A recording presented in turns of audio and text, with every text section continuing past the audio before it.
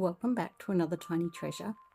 So I'm really trying to push my boundaries and do things that I don't normally do with my usual artwork, and you'll see that this ends up being a complete failure.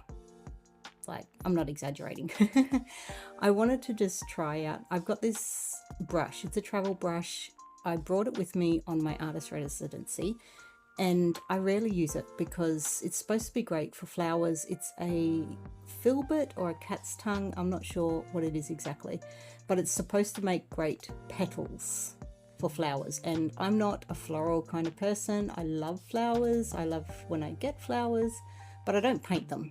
I don't know whether it's because I'm not really a pink florally kind of person personality wise, I don't know, but I rarely paint them. I admire when people do, and I think it's great.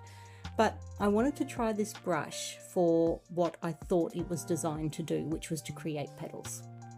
And you can see right at the beginning I tried to do that just by filling some paint and laying it down on its side just to get that petal shape.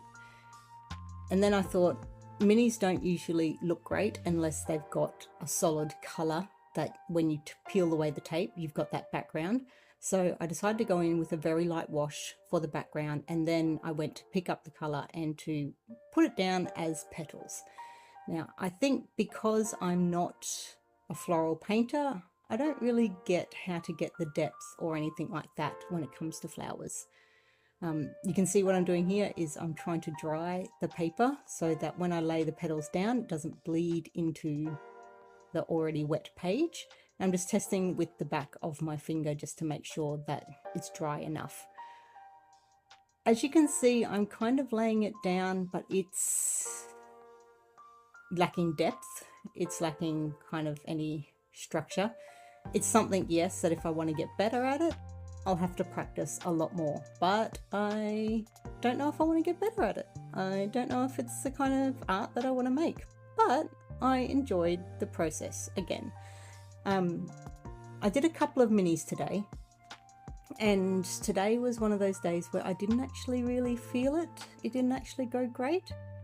And I've come to recognize that some days it's just like that. It just happens where things don't go down on the page like you want it to, and you come away with pieces that you learn from, but you don't necessarily love. And I think that's okay. And I think that's important that I share those kinds of pieces as well. Literally, this went in the bin. After I did this and after I filmed it, I actually went over with a layer of green, and I wanted just to see if it, like the wash layer over the top, would disturb any of the colors underneath. It did. So I basically used this little piece as a junk piece, and I think that's a good thing. I think it's good to make sure that you're getting the full spectrum of a day in the life of an artist. Is that there are some pieces where it's good to experiment and it's good to try out new things, but not to beat yourself up about it if it doesn't work, because 9 times out of 10 it's not going to work. So this is just an example of that. And if you have anyone that you know that are a floral painter that you think is kind of similar to my kind of style, just tag them for me in the comments below, just so I can check out, because I do not look at floral painters. I look at landscape painters. I look at like the great artists, I guess what you call, you know, in the oil paintings, all the famous ones that goes for millions of dollars. I always find them fascinating.